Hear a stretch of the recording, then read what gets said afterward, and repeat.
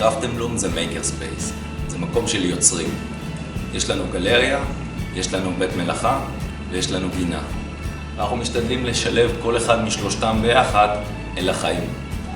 בגלרי אפשר למצוא רהיטים שאנחנו מעצבים ומייצרים, וגם נותנים במה ליוצרים ישראלים אחרים, וגם יוצרים שעובדים איתנו ואצלנו בבית המלאכה, ששם אנחנו מאפשרים להכניס את הקהילה פנימה, מלמדים אותם כלים, בין אם מישהו רוצה לעשות את הדבר בעצמו, הוא מקבל מאיתנו כלים, או בעצם לקנות את המוצר הגמור, ואז הוא כבר יכול לקחת את זה בגלריה.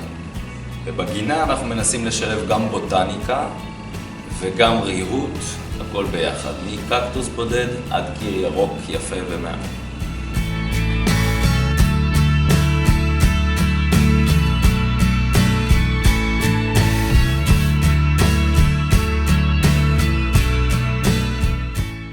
הנקודה הכי חזקה בקראפט בלום, אני חושב, מעבר ליצירתיות ולמיקום שלנו, זה הקהילה.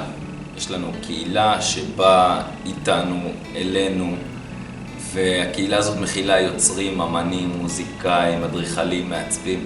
ממש ריינג' מאוד מאוד רחב של אנשים שבאים ליצור פה, באים לקבל פה השראה. השילובים שאנחנו לוקחים, עבודה עם ברזל ועץ, שמחברים אותם לכדי קווים מאוד אלגנטיים, אך עדיין יש בהם משהו שהוא מיוחד, ובעיקר אלגנטיות וססטיינביליות. אז כל הדברים האלה הופכים את קראפט בלום לדבר מאוד מאוד מיוחד.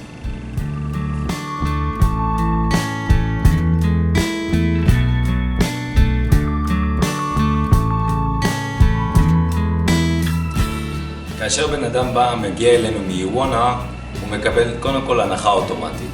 אנחנו יודעים שזה מועדון שאנחנו רוצים לעבוד איתו והוא עובד איתנו טוב, אז כבר כל הלקוחות מקבלים הנחה אוטומטית. מעבר לזה, הם מקבלים גם גישה מיוחדת אל אותם הנחות ומבצעים שהם לא פתוחים לכל אחד. אז כל החבר'ה מיוואנה מקבלים את זה כבר, גם גישה אל זה אוטומטית.